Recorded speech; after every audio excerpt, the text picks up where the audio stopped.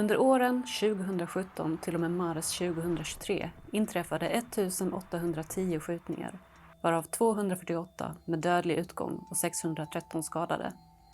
Det ger ett genomsnitt på cirka 348 skjutningar och cirka 48 döda per år.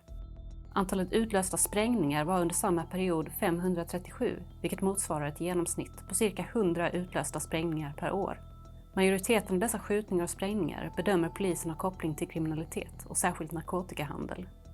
Dessa skjutningar och sprängningar skapar otrygghet i samhället och bland de boende i de miljöer som drabbas. Många av dessa skjutningar och sprängningar sker i eller kan relateras till områden som polisen tillsammans med kommuner och andra ansvariga aktörer identifierar som utsatta områden.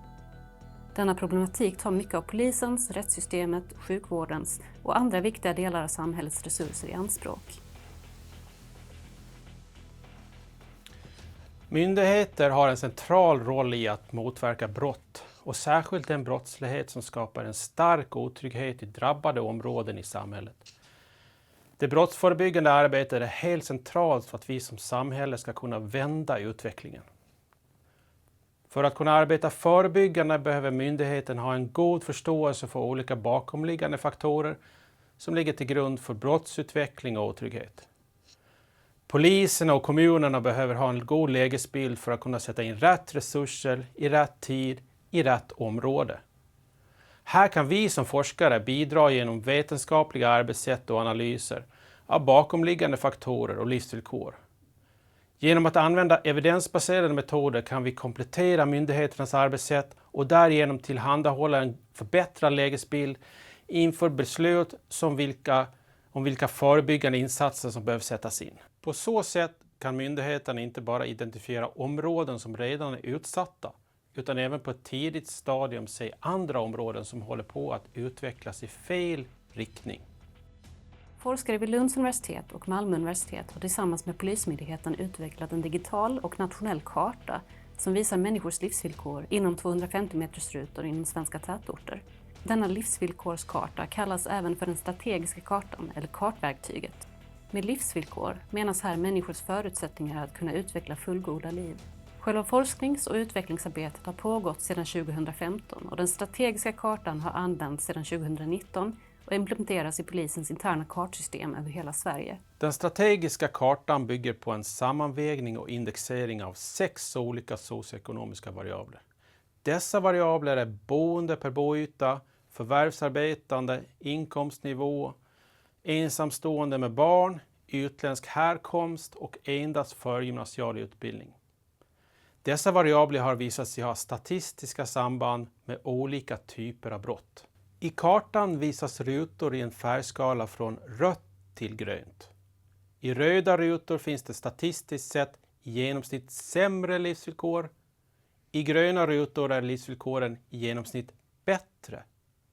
Däremellan finns olika nivåer av livsvillkor. Kartan ger med andra ord en allmän vägledning om var i svenska tätorter det finns områden med sämre till bättre livsvillkor. Kartan ger även en grundförståelse för tätorternas sociala geografi. Utöver färgerna finns även ringar som i detta fall symboliserar storleken på barn- och ungdomsgrupper inom varje 250 meters ruta. Vår forskning visar att stora barn- och ungdomsgrupper i kombination med utsatta livsvillkor och kriminogena miljöer ökar sannolikheten att fler barn och ungdomar socialiseras in i kriminalitet. Vad har då samverkan med forskarna och utveckling av kartverktyget betytt för polisens förebyggande arbete? Fördelen med att gå över och jobba digitaliserat på det här sättet och lämna egentligen papper och penna eller enklare metoder har varit att vi har förenklat arbetet, det har blivit effektivare att göra. Det är många personer inblandade runt om i hela Sverige som gör ett stort jobb för att ta fram sina lokala lägesbilder i det här verktyget. I och med att vi gör det digitaliserat så blir det mycket enklare, det går mindre tid åt för det och de får mer tid över till annat som att vara tillgängliga för medborgare eller att genomföra åtgärder utifrån de lägesbilderna. En del handlar om att skapa en samsyn internt inom polisen. Polisen består idag av 95 lokalpolisområden, 35 polisområden, 7 polisregioner. Att skapa samsyn inom en organisation med 30 000 medarbetare är en utmaning. Kartverktyget har hjälpt oss på många sätt att kunna få den samsynen i och med att vi har kunnat dela den här bilden med samtliga medarbetare i våra lokalpolisområden. Men det har också fått en betydelse för samsynen utanför Polismyndigheten, det vill säga när vi måste samverka med andra aktörer.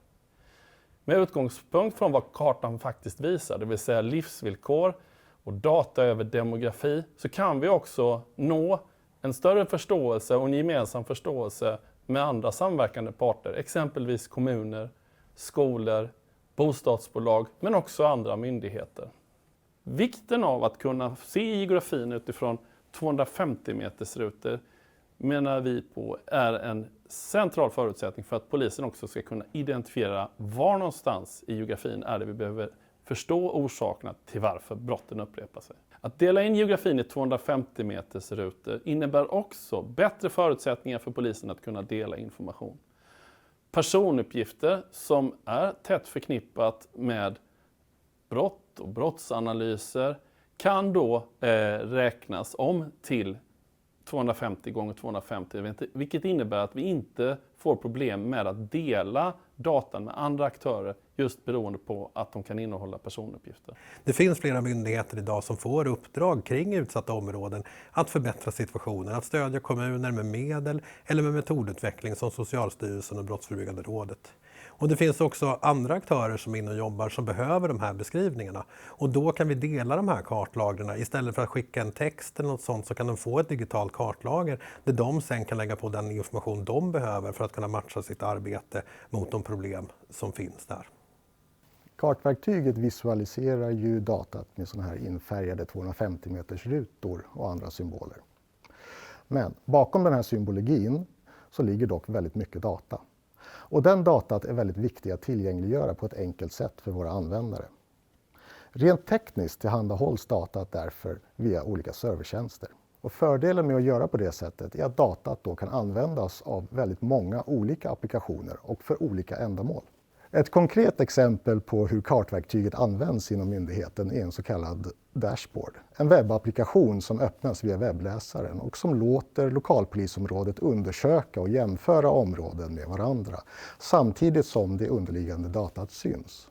Jag jobbar som kommunpolis i Stockholms innerstad och lokalt så jobbar vi med den strategiska kartan på flera olika nivåer. Delvis genom vårt arbete när vi tittar på lägesbilder, det vill säga vi följer utvecklingen i ett område. Där kan vi ha nytta av den strategiska kartan för att se vart vi behöver prioritera vår verksamhet här och nu men också en tid framöver. Vi ser också att det finns ett behov av att få ett djup och en kunskap från andra delar än det vi samlar in när vi är ute. Och därför har vi använt dem när vi gör både analyser och framtidsplaner kopplat till vår verksamhet och inriktningsbeslut för kommande år. Och tittar man på hela Stockholmsregionen så finns det ju väldigt många fördelar med att använda en strategisk karta i vårt kartläggningsarbete.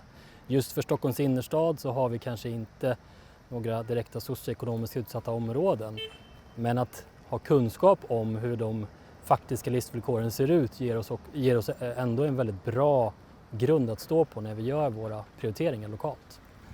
Det kan ju också ge oss en annan bild, att vi kanske behöver jobba med andra saker och påverka samhället på andra sätt genom att vi får de här gröna rutorna i vårt område.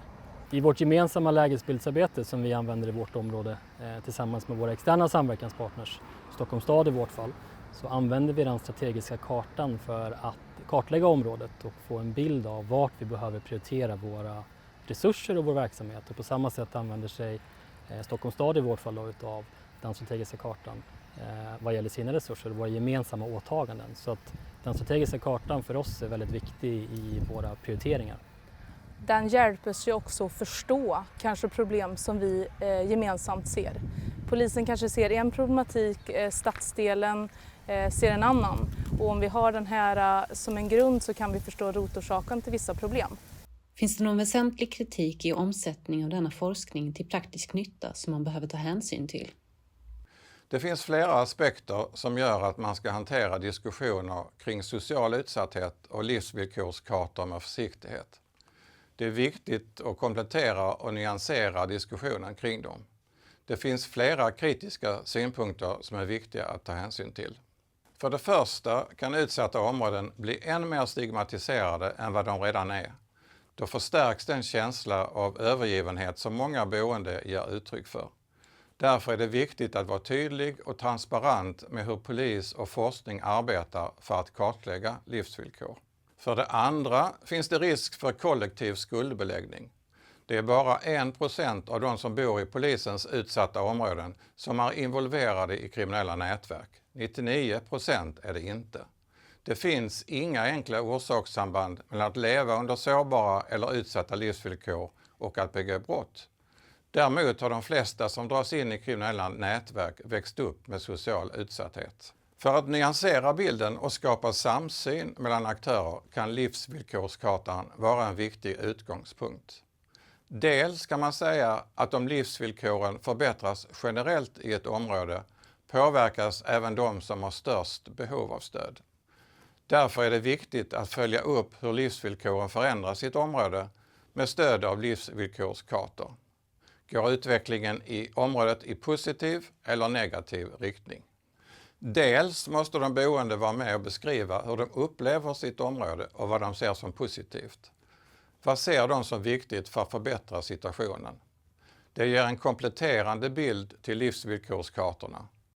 Det är särskilt givande att se att forskningen jag och mina kollegor från Malmö universitet har bedrivit tillsammans med polisen har lett fram till ett konkret kartverktyg som används i både det analytiska och det operativa brottsförebyggande arbetet inom Polismyndigheten i hela Sverige. Idag kan vi säga att den strategiska kartan bidrar till en fördjupad förståelse för människors livsvillkor och hur sämre livsvillkor kan vara en av flera grundorsaker till en ökad brottsutveckling i vissa områden. Denna analys och förståelse är framförallt viktig för hur man ska flytta fokus från mer repressiva åtgärder och straff till ett mer brottsförebyggande arbete i utsatta områden i Sverige. Samarbetet mellan forskare, polisen och andra centrala aktörer som kommuner, regioner, län, bostads- och fastighetsbolag med flera fortsätter. Det är vår målsättning att kartan i hela tiden ska utvecklas och fungera som ett stöd i det gemensamma arbetet med att förbättra livsvillkoren och få bukt med kriminalitet och utsatta förhållanden i svenska städer. Det är samtidigt av stor vikt att vi som samhällsvetenskapliga forskare upprätthåller ett kritiskt förhållningssätt till den strategiska kartans utveckling och tillämpning. Om du tror att den strategiska kartan kan vara till nytta i ditt arbete för att förebygga brottsutveckling och skapa större trygghet i samhället är du varmt välkommen att höra av dig. Kontaktuppgifter finns på Lunds universitets och institutionen för kulturgeografi och ekonomisk geografis hemsida samt presenteras avslutningsvis i denna film. Tack för att du tittade!